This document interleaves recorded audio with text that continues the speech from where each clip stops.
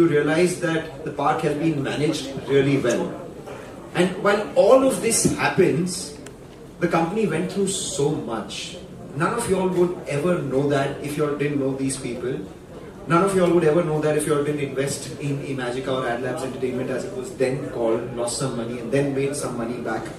But through the period with which these guys went through, it could have been one of the most tough periods for anyone when it came to financial operations of a business.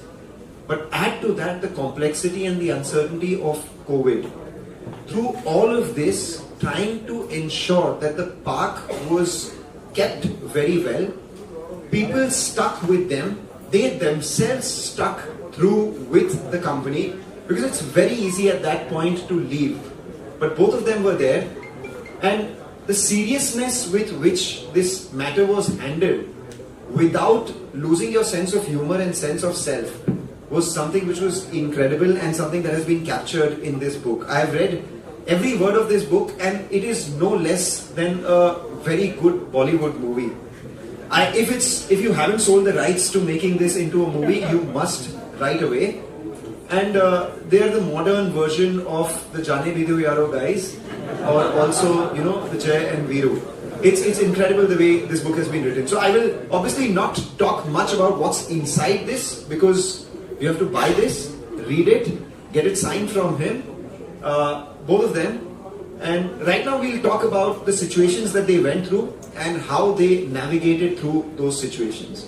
Well, the first thing that I have to ask both of y'all is, how do y'all come together? Because, you know, people become friends for life, and in school, in college, maybe family members, family friends, etc. Office में जो दोस्त बनते हैं जरूरी नहीं है यार वो life के लिए रहे. And that was potential CEO and CFO. ये कैसे हुआ? How did that happen?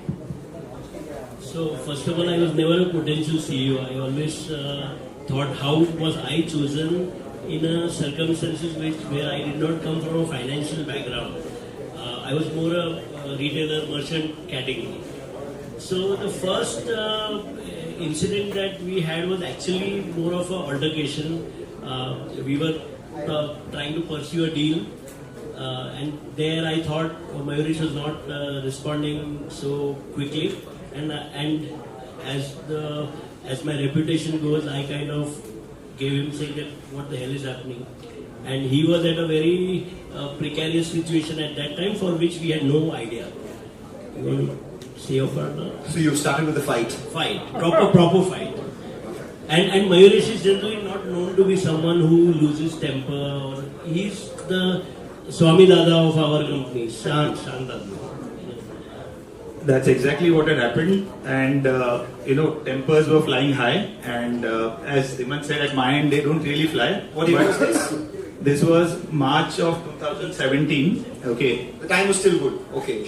The time was a little shaky, but yet we were not an NPA, so time was good in that sense. But yes, there was a transaction which we had spoken about, and Dhiman, was pursuing that transaction. He was believing that the transaction has moved ahead. I was dousing some other fire at that point of time, and one of the things that the book will also say is that a lot of communication, in crisis or in good times, is not as ideal as it should be. So the problems were kept to the finance team or to the select few. So he was not aware of those problems, and when he was, raising the issue about the transaction, what about the other deal? So I was telling I was dousing a more critical fire. Now he didn't get it, and I didn't get it how critical it was, and that was a big showdown that happened. So that was our first professional interaction at that point of time. Obviously, it would have crossed both of us mind that, yaar, iske sath kaam karna to mushkil hoga. He would have also thought that way. I would have also thought that way. But the ice breaking happened, and you know how it happened. It happened very funnily. You want to narrate that? So there were 3-4 colleagues who were exiting the company incidentally at pretty much the same time. So there was a farewell party to that, and during end of that party, while the party was going on, Dhimant is a teetotaler, and I'm sure you know that, and I'm not. That also most of them will know. So we both started dancing together, and we both aren't great dancers. I think we danced as if there was no tomorrow. So वो शादी वाले dance steps is what I am famous for, and we were actually dancing as if it was a welcoming party rather than a farewell party. I don't know what he was high on, but I know what I was high on. But we were dancing together, and that created a kind of a bond which got us into talking terms, and rest is history. I just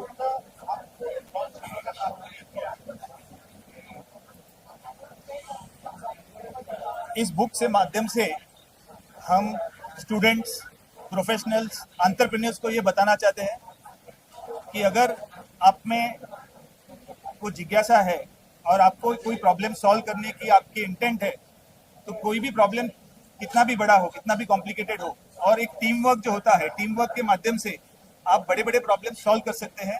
और in corporate India हमने इतने problems देखे हुए हैं आज हिंदुस्तान में, बड़ी बड़ी कंपनियां एनपीए बनती है, बट उनकी रिकवरी प्रोसेस हम लिखना चाहते थे कैसे हो सकती है, उसमें हमने क्या सीखा, एंड उस माध्यम से हम बाकी कंट्री को ये बताना चाहते हैं कि यू कैन डू इट।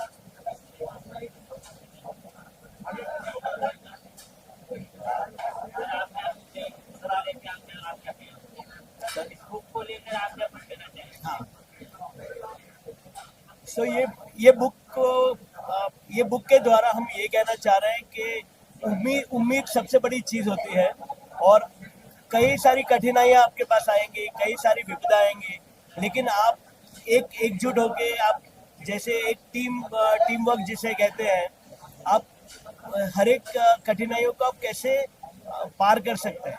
तो ये बुक में हमने हमारी जो भी जर्नी बताई है, जो भी हमारी पूरी की पूरी स्टोरी रही है, वो ट्रू स्टोरी है, और ये चीज़ें हमने एक संक्षिप्त तरीके से कहना चाहिए कि जिससे आपको एक ये स्टोरी से एक एडवांटेज ये होगा कि आपको इजी टू अंडरस्टैंड आइडियाज़ मिल जाएंगे, जिससे आप कठिनाइयों का सामना कर सके। और हम यही चाहते हैं कि किसी को कहीं पे भी हमारी बुक से कुछ फ़ायदा हो, हम इससे बेहद खुशी होंगे। उनका नाम है roller coaster of hope. Roller coaster Imagica और रोलर कोस्टर एक सिनोनिमस हो गए कि इंडिया लार्जेस्ट थीम पार्क। तो ये जब मुश्किल टाइम में गया, तब होप, उम्मीद, ये चीज़ जो बहुत इंपॉर्टेंट है कि हर एक दिन आगे बढ़ के आप बड़े बड़े क्राइसिस सॉल्व कर सकते हैं। इस बुक के माध्यम से हम पूरे हिंदुस्तान को ये बताना चाहते हैं कि you can do it, and अगर आप में उतना इंटेंट आपका अच्छा हो और आप मेहनत लगाए, तो आप बड़े बड़े प्रॉब्लम सॉल्व कर सकते हैं। रोज कुछ ज्यादा और रोज कुछ बेहतर।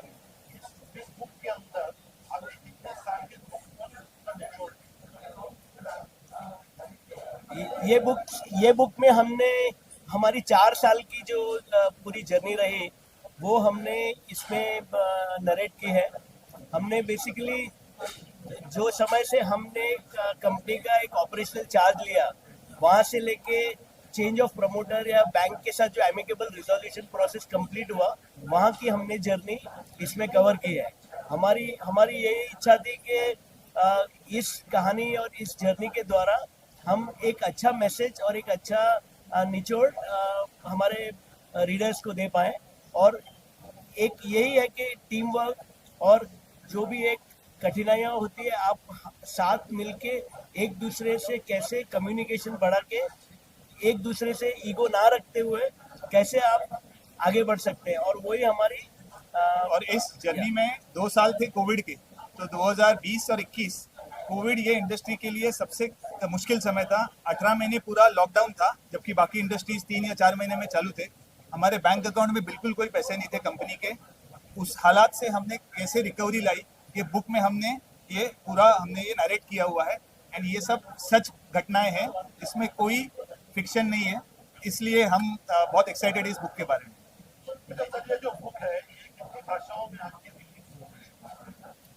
करंटली अभी फिलहाल इंग्लिश में है, लेकिन इसको हिंदी, मराठी और गुजराती में हम इसका वर्जन लाने के सोच पे हैं।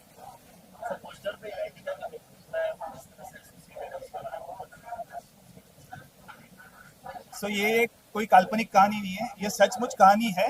इंडिया के लार्जेस्ट थीम पार्क इमेजिका इस बारे में है। ये पूरी कहानी इमेजिका के टर्न अराउंड जो हुई थी, मुश्किल हालात से हम वापस कैसे आए। हमारी मार्केट कैप एक ज़माने में 40 करोड़ की थी, उससे हम 4 साल में 4000 करोड़ तक हमारी मार्केट कैप गई। सो ये इमेजिका कंपनी की कहानी है, ये हम दोनों की कहानी है, ये पूरे टीम की कहानी है जो हमने साथ मिलके बड़ी मुश्किल परिस्थिति में ये कंपनी को टर्न अराउंड कैसे किया। पूरे टीम की कहानी हमारी जुबान नहीं, और एक ही हमारा मकसद है कि टीम वर्क के साथ आप आगे बढ़ो। और इमेजिका एक वर्ल्ड क्लास पार्क है, और जितने भी कठिनाइयाँ आई या जो भी संकट की घड़ी आई थी, वो सबके आगे हमने हमेशा हमारे गेस्ट को, एक्सपीरियंस को आगे रखा और हमारी एसेट को हमने मेंटेन किया, और इस तरह से कंपनी और भी दिन दुगनी रात चौगनी बढ़ने के माध्यम में जा रही है। क्या रीजन रहा था इमेजिका जैसी ब्रांड कंपनी का नाम को नजर, और आप लोगों ने उसको किस तरह से बाहर निकाला, संक्षेप में अगर बताना। तो हमारे हिसाब से ये प्रोजेक्ट एक वर्ल्ड क्लास प्रोजेक्ट है और वेरी हाई क्वालिटी प्रोडक्ट, और हमारे हिसाब से ये इंफ्रास्ट्रक्चर और समय से थोड़ा आगे हो गया, और एक ग्रीनफील्ड प्रोजेक्ट के लिए एक बेंचमार्क या एग्जाम्पल नहीं होता, तो हमारे हिसाब से यही है। बाकी तो और इस प्रोजेक्ट में जो इन्वेस्टमेंट लगी वो भी इंटरनेशनल स्टैंडर्ड से इन्वेस्टमेंट लगी थी, लेकिन उसमें जो लोन लगा था वो थोड़ा जितनी कैपेसिटी थी प्रोजेक्ट की रीपे करने की उससे थोड़ा ज़्यादा बन गया, इसलिए हमेशा एक मिसमैच रहा था कैश फ्लोज में। इसको एड्रेस करने के लिए कोई मामूली काम नहीं था, क्योंकि इसमें 13 बैंक्स थी जिन्होंने इसको लोन दिया हुआ था, और इनके साथ मिलके हमने कैसे ये कठिनाई को रिजॉल्व किया, ये इस बुक के माध्यम से हम सबको बताना चाहते हैं। डाउनफॉल के दौरान इन्वेस्टर्स का क्या रहा उसके बारे में बताना चाहिए, इस बुक में क्या खूबी। तो इस कठिन परिस्थिति में आपके पास कई स्टेक होल्डर्स होते हैं। एक इन्वेस्टर जो ऑलरेडी जिसने प्रोजेक्ट लगाया, एक जो इन्वेस्टर आ सकता है, एक है एम्प्लॉइज, एक है शेयर होल्डर्स जो माइनॉरिटी शेयर होल्डर्स होते हैं। हम एक लिस्टेड कंपनी है, ये सबको बैलेंस करते हुए इनकमिंग इन्वेस्टर को कैसे फिजिबल बनाया जाए, ये एक संतुलन कैसे मेंटेन किया जाए, इसका कोई ब्लैक एंड व्हाइट आंसर है नहीं, लेकिन एक फाइन बैलेंस कैसे स्ट्राइक कर सकते हैं, विन विन सिचुएशन अगर लोगों के लिए आप क्रिएट कर सके तो इसमें लोगों की वैल्यू बरकरार रहती है। वरना हम देश में देख रहे हैं कि काफ़ी कंपनीज के प्रॉब्लम में आने से वैल्यू डिस्ट्रॉय हो रही है। हम ये चाहते हैं कि ज़्यादा से ज़्यादा वैल्यू इसमें से मेंटेन हो in the benefit of all stake holders.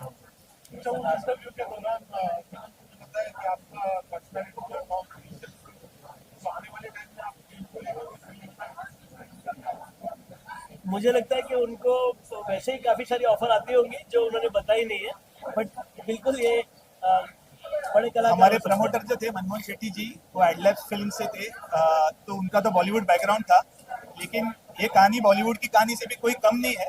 हम इसमें प्रोफेशनल्स का रोल कर रहे थे, ये हमारा किरदार था, ये हमारा फर्ज था। हमने काफ़ी कुछ किया जो कोई हमारी जगह पे शायद वो करते थे, बट शायद हमारी बॉन्डिंग या हमारा टीम वर्क जो था, इसकी वजह से, जैसे वो शोले के जय वीरू जैसा कॉम्बिनेशन बता रहे थे, तो थोड़ा अलग किस्म का है, लेकिन ये कॉम्बिनेशन की वजह से एक हैप्पी एंडिंग सिचुएशन हो गई। Sir last from my side, इस बुक को पढ़ने के बाद लोग क्या सीखेंगे उसके बारे में कुछ बताना चाहिए।